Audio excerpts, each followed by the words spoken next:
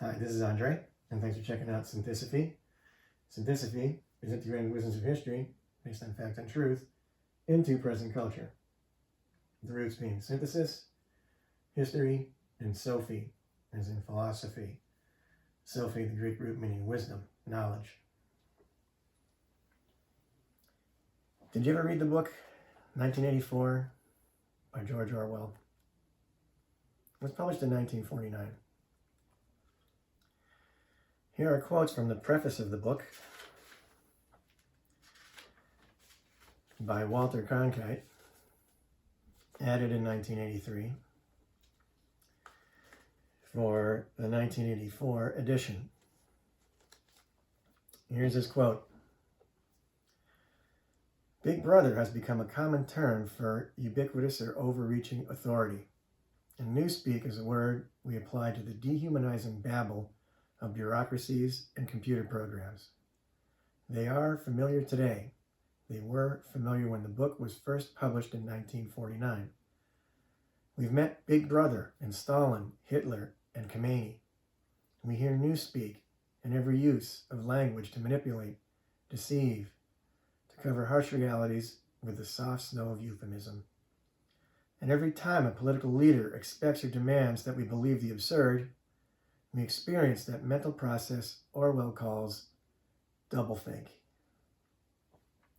Here's an example of doublethink. Here's what Kristi Noem, Secretary of Homeland Security, said regarding the second shooting in Minneapolis. Alex Preddy approached U.S. Border Patrol officers with a 9mm semi-automatic handgun. The officers attempted to disarm him, but the armed suspect reacted violently. Fearing for his life and fellow officers around him, the agent fired defensive shots. Preddy wanted to do maximum damage and massacre law enforcement. He was a domestic terrorist brandishing a weapon. Stephen Miller added that Preddy was an assassin who tried to murder federal agents. I'm sure you've seen the video. Preddy was licensed to carry and never removed his gun from the holster. He was videoing events and assisting two other protesters being harassed by ICE. He was then tackled by ICE agents. One ICE agent did remove his gun from him and walked away, while the others were pummeling him into the ground, after which he was shot 10 times. And every time a political leader expects or demands that we believe the absurd, we experience that mental process Orwell calls doublethink. Is this 1984? Grieve for Preddy, whose life was cut short, and sympathy for his friends and family who are mourning his death. His sacrifice, however, may not be in vain. Republicans in the Senate may be taking action. Republican Senator Rand Paul of Kentucky said, "Today, I call for the heads of ICE and DHS to testify before the Homeland Security Committee." Republican Senator Jerry Moran of Kansas said, "I am deeply troubled by the shootings in Minneapolis involving federal agents."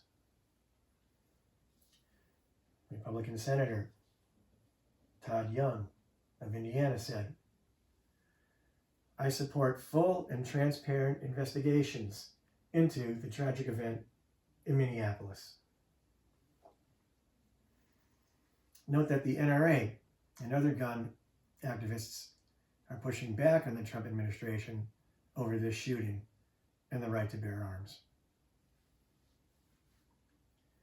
Our democracy is working.